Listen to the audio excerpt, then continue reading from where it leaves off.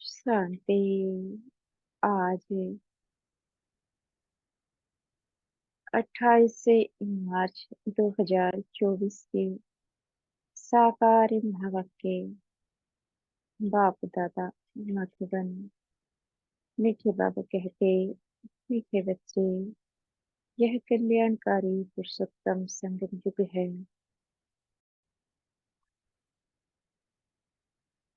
इसमें पुरानी दुनिया बदल नई दुनिया होती है।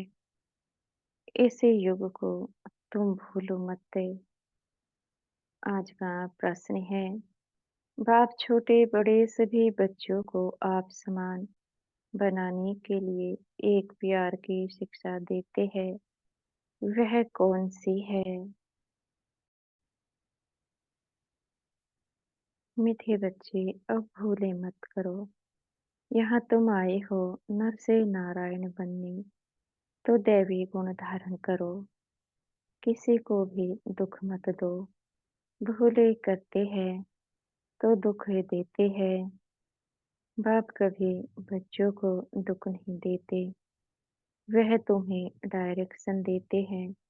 बच्चे, माँ में कम याद करो, योगी बनो तो भी कर्म विनाश से हो जाएंगे, तुम बहुत मीठा बन जाएंगे। ओम शांति।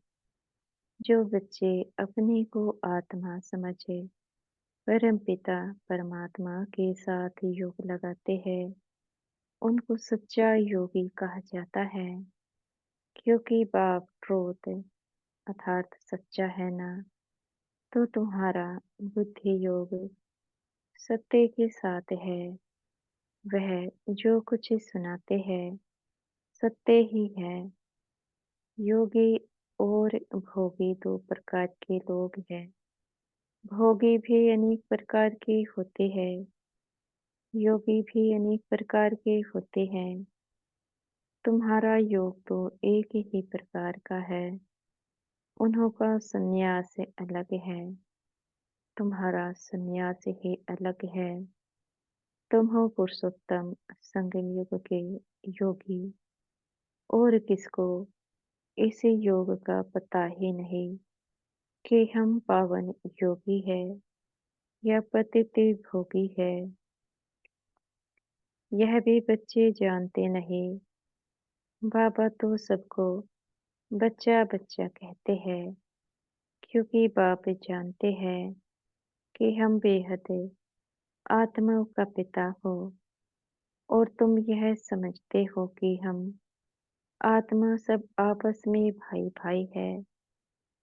वह हमारा बाप है।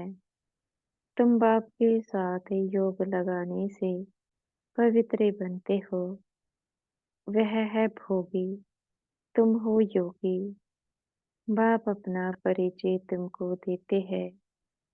यह भी तुम जानते हो कि यह पुरुषोत्तम संगम युग है। यह तुम्हारे बिगर कोई जानते नहीं। इसका नाम है पुरुषोत्तम संगम युग। इसलिए पुरुषोत्तम अक्षर को कभी नहीं भूलना। बाबा कहते हैं, यह पुरुषोत्तम बनने का युग है। पुरुषोत्तम कहा जाता है ऊंच और पवित्र मनुष्य को। ऊंच और पवित्र यह लक्ष्मी नारायण थे। तुमको अब टाइम का भी पता पड़ा है। 5,000 वर्ष के बाद यह दुनिया पुरानी होती है, फिर इसको नया बनाने के लिए बाप आते हैं। अब हम हैं संगम युगी, ब्राह्मण कुल के। ऊंचते ऊंच है ब्रह्मा, परंतु ब्रह्मा को शरीरधारी दिखाते हैं। शिव बाबा तो अशरीरी है। बच्चे समझ गए हैं, अशरीरी और शरीरधारी का मिलन होता है। उनको तुम कहते हो बाबा, यह वंडरफुल पार्ट है ना। इनका गायन भी है, मंदिर भी बनते हैं। कोई किस रीति, कोई किस रीति रथ को श्रृंगारते हैं, यह भी बाबा ने बताया है। बहुत जन्मों के अंत के जन्म के भी अंत में मैं प्रवेश करता हूँ। कितना क्लियर समझाते हैं। पहले पहले भगवानुवाच कहना पड़े, फिर मैं बहुत जन्मों के अंत में सभी राज बच्चों को ही समझाता हूँ और कोई समझ भी ना सके। तुम बच्चे भी कभी कभी भूल जाते हो। पुरुषोत्तम अक्षर लिखने से समझेंगे। यह पुरुषोत्तम युग ही कल्याणकारी युग है। अगर युग याद है तो समझेंगे। अब हम नई दुनिया के लिए बदल रहे हैं। नई दुनिया में होते ही है देवताएं। युगों का भी अब तुमको पता पड़ा है। बाप समझाते हैं, मीठे बच्चे, संगम युग को कभी भूलो मत। यह भूलने से सारा ज्ञान भूल जाता है। तुम बच्चे जानते हो, अब हम बदल रहे हैं। अब पुरानी दुनिया भी बदल नई होनी है। बाप आकर दुनिया को भी बदलते हैं, तो बच्चों को भी बदलते हैं। बच्चे बच्चे तो सभी को कहते हैं। सारी दुनिया की जो भी आत्माएं हैं, सब बच्चे हैं। सबका पार्ट इस ड्रामा में है। चक्र को भी सिद्ध करना है। हर एक अपना अपना धर्म स्थापन करते हैं। यह देवी देवता धर्म सिवाय बाप के कोई स्थापन कर ना सके। यह धर्म कोई ब्रह्मा नहीं स्थापन करते। नई दुनिया में है देवी देवता धर्म। पुरानी दुनिया में सब मनुष्य ही मनुष्य है। नई दुनिया में देवी देवताएं होते हैं। देवताएं पवित्र है। वहाँ रावण राज्य ही नहीं। बाप तुम बच्चों को रावण पर विजय प्राप्त कराते हैं। रावण पर विजय प्राप्ति होते ही राम राज्य शुरू हो जाता है। राम राज्य नई दुनिया को और रावण राज्य पुरानी दुनिया को कहा जाता है। राम राज्य कैसे स्थापन होता है, यह तो तुम बच्चों के सिवाय कोई जानते नहीं। रचयिता बाप बैठे तुम बच्चों को रचना का राज समझाते हैं। बाप है रचयिता। बीज रूप बीज को कहा जाता है वृक्षपति। अब वह जड़ बीज है। उनको तो ऐसे नहीं समझेंगे। तुम जानते हो, बीज से ही सारा झाड़ निकलता है। सारे विश्व का कितना बड़ा झाड़ है। वह है जड़। यह है चैतन्य। सतचित आनंद स्वरूप। मनुष्य सृष्टि का बीज रूप बाप है। उससे कितना बड़ा झाड़ निकलता है। मॉडल तो छोटा बनाते हैं। मनुष्य सृष्टि का झाड़ सबसे बड़ा है। ऊंचते ऊंचे बाप नॉलेजफुल है। उन झाड़ों की नॉलेज बहुतों को होती है। इसकी नॉलेज तो एक बाप ही देते हैं। अब बाप ने तुम्हें हद की बुद्धि बदल बेहद की बुद्धि दी है। तुम इस बेहद के झाड़ को जान गए हो। कितना बड़ा पोलार इस झाड़ को मिला हुआ है। बाप बच्चों को बेहद में ले जाते हैं। अब सारी दुनिया ही पतित है। सारी सृष्टि ही हिंसक है। एक दो की हिंसा करने वाले हैं। अब तुम बच्चों को ज्ञान मिला है। अहिंसक सिर्फ एक ही देवता धर्मी होता है। सतयुग में सतयुग में सभी पवित्र सुख शांति में रहते हैं। सब मनोकामनाएं 21 जन्म के लिए पूरी हो जाती है। सतयुग में कोई कामना नहीं, अनाज आदि सब कुछ अथाह मिल जाता है। यह भूमि पहले नहीं थी। देवताएं खारे अर्थात सागर के किनारे जमीन पर नहीं रहते हैं। मीठी नदियाँ जहाँ थी, वहाँ देवताएं थे। मनुष्य थोड़े थे। एक एक को बहुत जमीन होती है। सतयुग में है ही वॉइसलेस वर्ल्ड। तुम योग बल से विश्व की राजाई लेते हो। उसको ही राम राज्य कहा जाता है।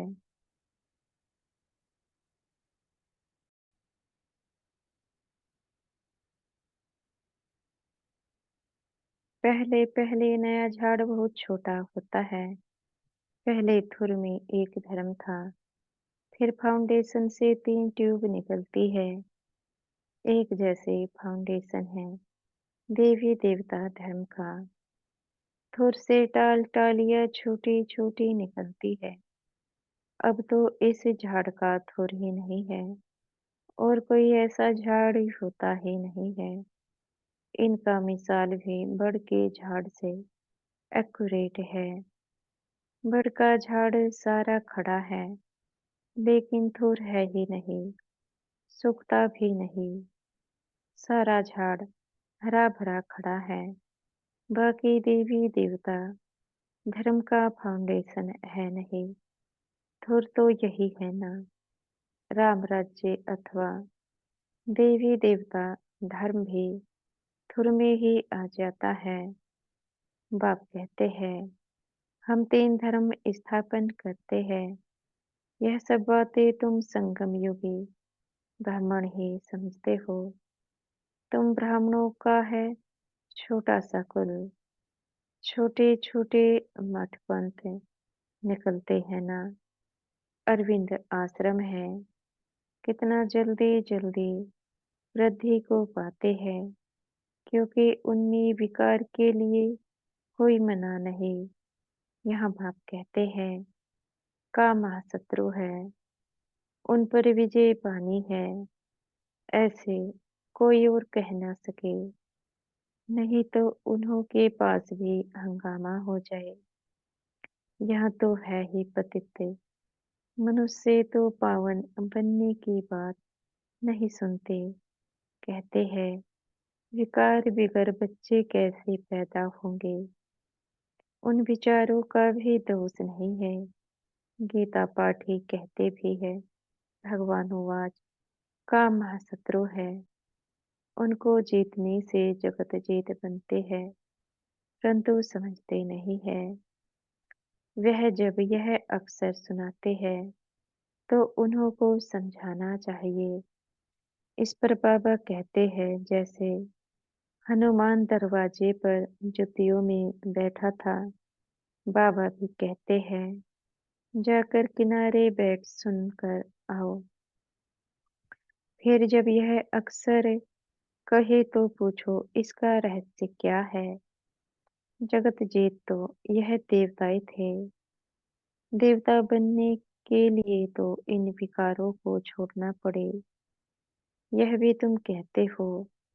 तुम ही जानते हो कि अब राम राज्य की स्थापना हो रही है। महावीर भी तुम हो।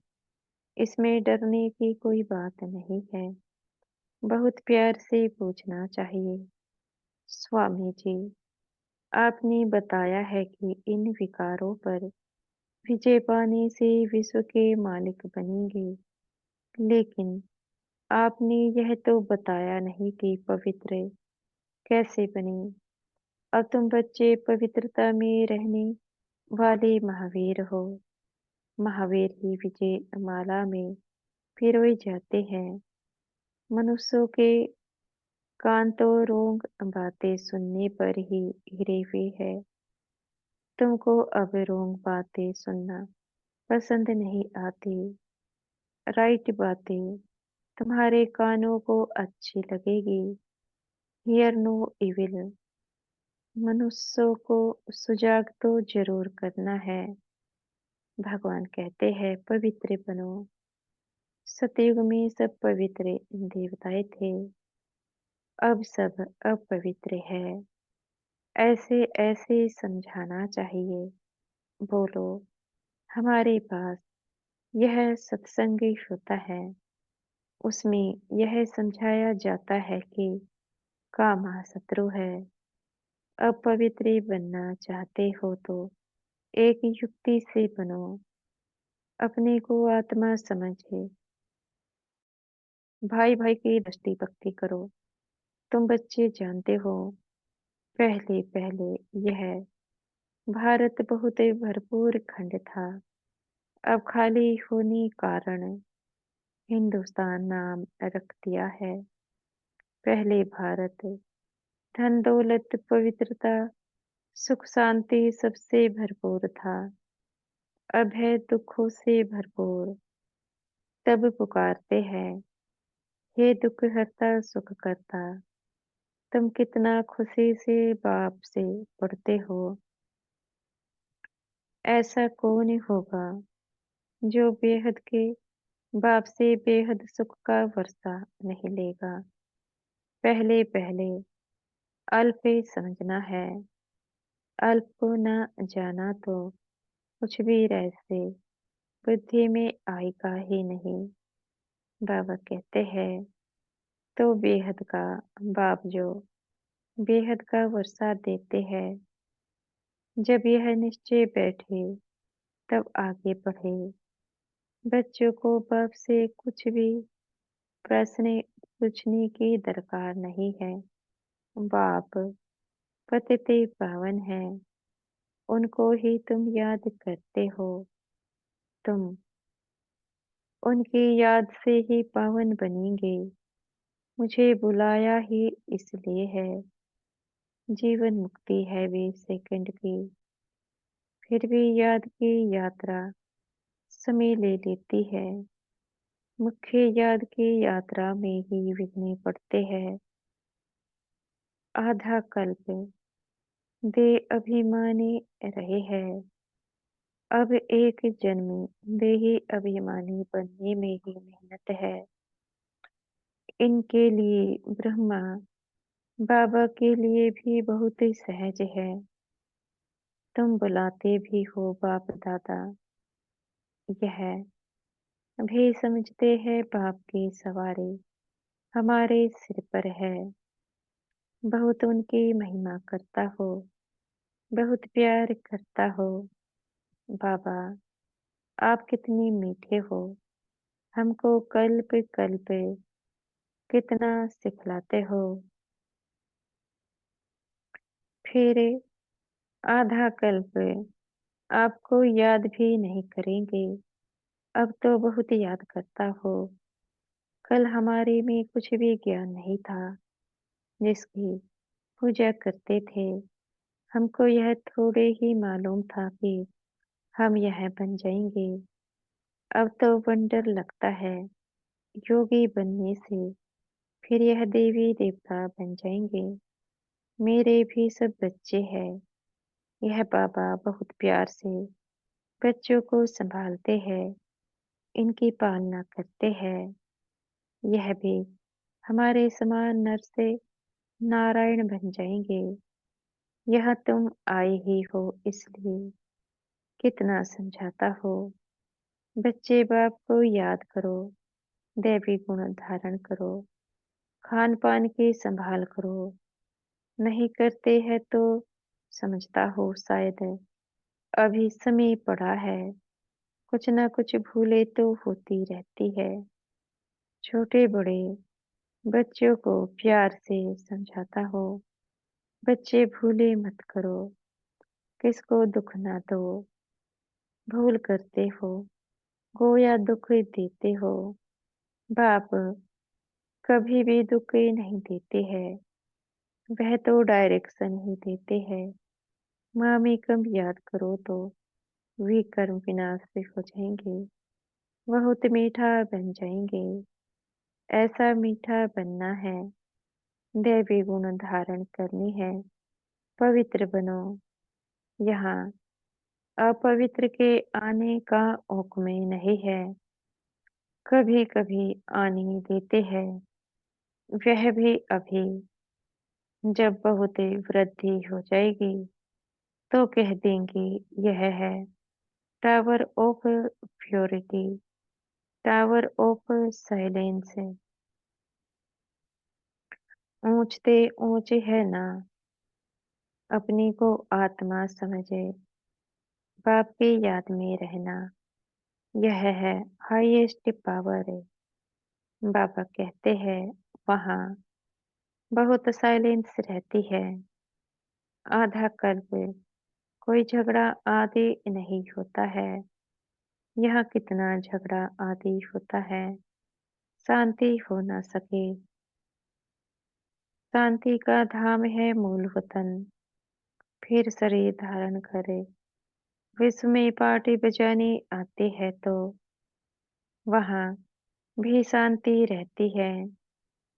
आत्मा का स्वधर्म ही शांति है, अशांति कराता है रावण।